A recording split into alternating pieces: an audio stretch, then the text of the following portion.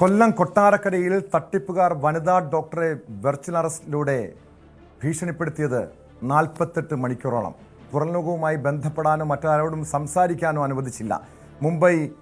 മുംബൈയിലെ CBI ഓഫീസിൽ നിന്നാണെന്ന് പറഞ്ഞാണ് സൈബർ തട്ടിപ്പ് സംഘം ഡോക്ടറെ ഫോണിൽ ബന്ധപ്പെട്ടത്. പിന്നീട് വെർച്വൽ അറസ്റ്റിലാക്കി 990 കോടി രൂപ കള്ളപ്പണം ഡോക്ടറുടെ അക്കൗണ്ടിലൂടെ കടത്തിയെന്ന് പറഞ്ഞാണ് ഫോൺ കോൾ വന്നത്. ജെറ്റ് എയർവേസിലെ വ്യവസായിയുടെ പണം ഏകദേശം 900 കോടി രൂപ ഡോക്ടറുടെ അക്കൗണ്ടിലൂടെ പാസ് ചെയ്ത് പോയിട്ടുണ്ടെന്നും അത് വിളിപ്പിച്ച ഡോക്ടർ അക്കൗണ്ട് വഴിയാണെന്ന് പറഞ്ഞിട്ടാണ് ഡോക്ടറിനെ ഒരു വെർച്വൽ അറസ്റ്റിൽ നിർത്തുകയായിരുന്നു. ഏതാണ്ട് 48 hours അവർ ഡോക്ടറിനെ വെർച്വൽ അറസ്റ്റിൽ നിർത്തുകയുണ്ടായി.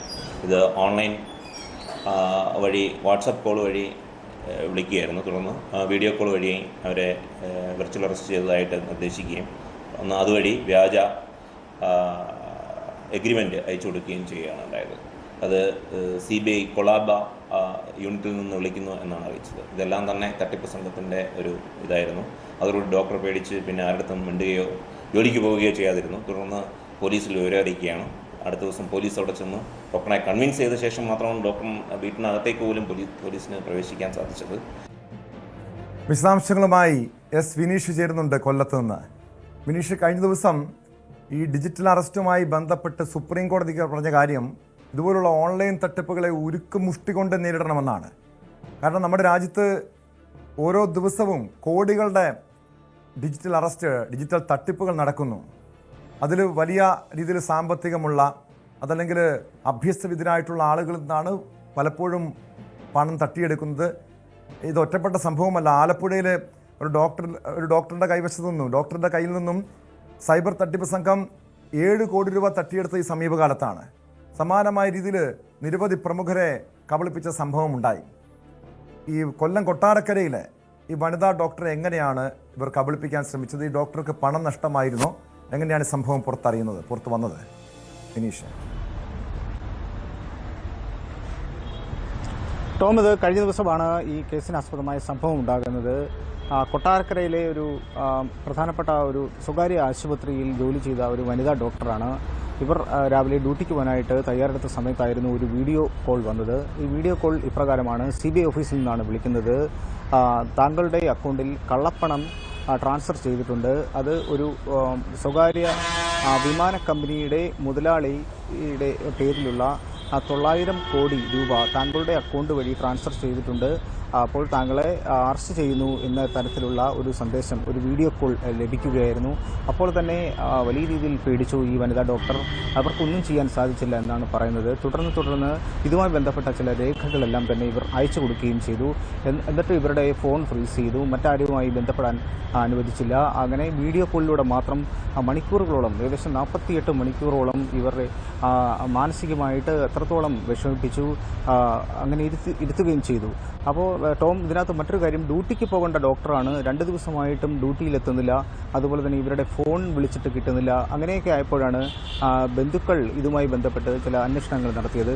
അപ്പോൾ ഈ മൊബൈൽ ഫോണിൻ്റെ ചാർജ് തീരാൻ സാധ്യതയായതുകൊണ്ട് ഈ ഡോക്ടർ തന്നെ അവരുടെ ഒരു ഡ്രൈവറോട് പവർ ബാങ്ക് വാങ്ങിക്കൊണ്ടുവരാൻ ആവശ്യപ്പെട്ടിരുന്നു. ഇതെല്ലാം ചില സംശയങ്ങൾക്ക് വഴിവെച്ചു, അതായത് ഈ ബന്ധുക്കൾക്ക്. അങ്ങനെയാണ് പോലീസിനെ ഇത് വിവരം അറിയിക്കുന്നത്. കൊട്ടാരക്കര പോലീസിൽ ഈ ഇൻഫർമേഷൻ കിട്ടിയപ്പോൾ തന്നെ ഏകദേശം പോലീസിന് ഇതുമായി ബന്ധപ്പെട്ട ചില ധാരണകൾ മുൻപ് ഉണ്ടായതുകൊണ്ട് തന്നെ പോലീസിന് കൃത്യമായി മനസ്സിലാക്കാനും സാധിച്ചു. പോലീസ് അവിടെ എത്തിയപ്പോൾ ഒരിക്കലും ഈ ഡോക്ടർ കഥ തുറക്കാനോ പോലീസുമായി സഹകരിക്കാനോ തയ്യാറായില്ല. കാരണം അത്രത്തോളം ഇവർ പേടിച്ചിരിക്കുകയായിരുന്നു.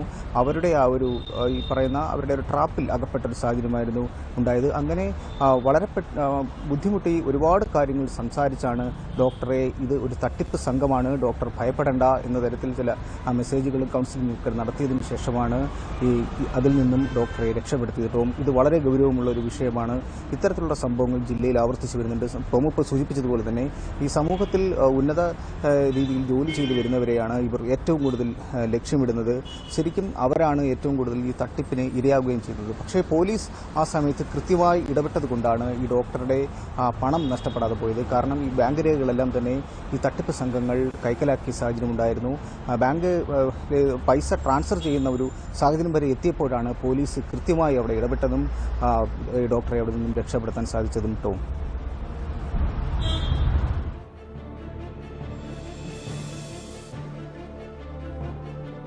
യെസ്, വിനീഷ്, എന്തായാലും അവിടെ കൃത്യമായും പോലീസിൻ്റെ ഇടപെടൽ, ആ കുടുംബാംഗങ്ങളുടെ ജാഗ്രത, ഇതാണ് ഈ തട്ടിപ്പ് പുറത്തു വരാൻ കാരണമായത്. പക്ഷേ ഈ തട്ടിപ്പ് സംഘങ്ങളിലേക്ക് അന്വേഷണം എത്താൻ കഴിയുമോ? ഇത് എവിടുന്നാണ് ഈ ഫോൺ കോൾ വന്നത്? മലയാളികൾക്ക് ഇതിൽ ബന്ധമുണ്ടോ? അത്തരം എന്തെങ്കിലും സൂചനകൾ പുറത്തു വന്നിട്ടുണ്ടോ?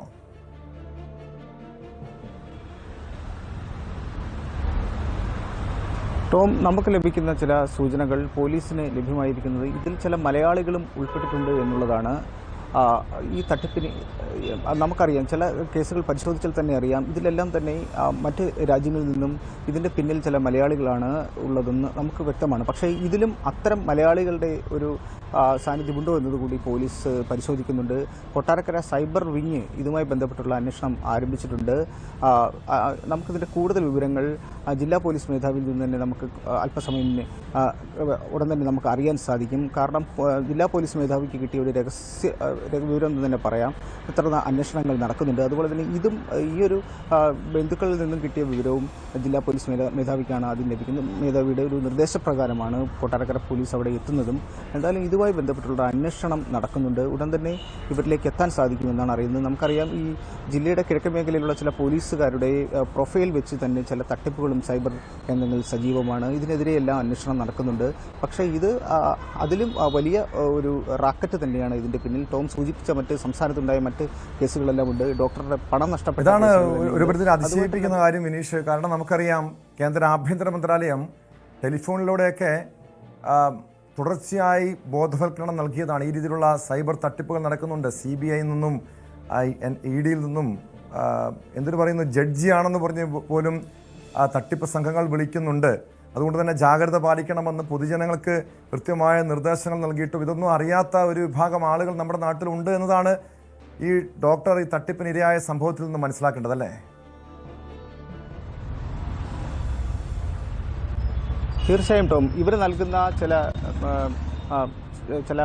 രേഖകളുണ്ട്. അതായത് തട്ടിപ്പ് സംഘങ്ങൾ നൽകുന്ന ചില രേഖകൾ, താങ്കളെ അറസ്റ്റ് ചെയ്തു, ഇവർക്ക് അതായത് വിശ്വാസം ജനിപ്പിക്കുന്ന തരത്തിലുള്ള ചില രേഖകളാണ്. പക്ഷേ ഈ രേഖകൾ ഇവർക്കൊന്ന് വെരിഫൈ ചെയ്യാൻ പോലും സാധിക്കുന്നില്ല. കാരണം ഇത് ഇപ്പോൾ തന്നെ അത് കൃത്യമായി നമുക്ക് മനസ്സിലാക്കുന്ന പല സംവിധാനങ്ങളും നമ്മുടെ നാട്ടിലുണ്ട്. സൈബർ സെല്ലിൽ തന്നെ കൊടുത്താൽ കൃത്യമായി അവർ പറഞ്ഞു തരും. പക്ഷേ അങ്ങനെ പോലും ചെയ്യാൻ അവർ സാധിക്കത്തില്ല. ഇതെല്ലാം അവരുടെ തന്ത്രമാണെന്നാണ് പോലീസ് പറയുന്നത്.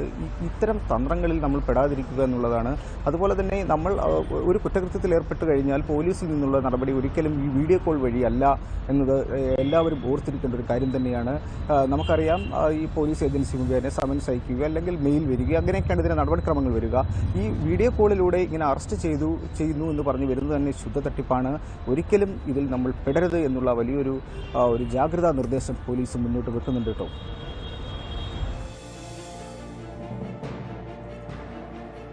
വ്യക്തമാണ്. കൊല്ലത്ത് നിന്നും S വിനീഷാണ് വിവരങ്ങൾ നൽകിയത്.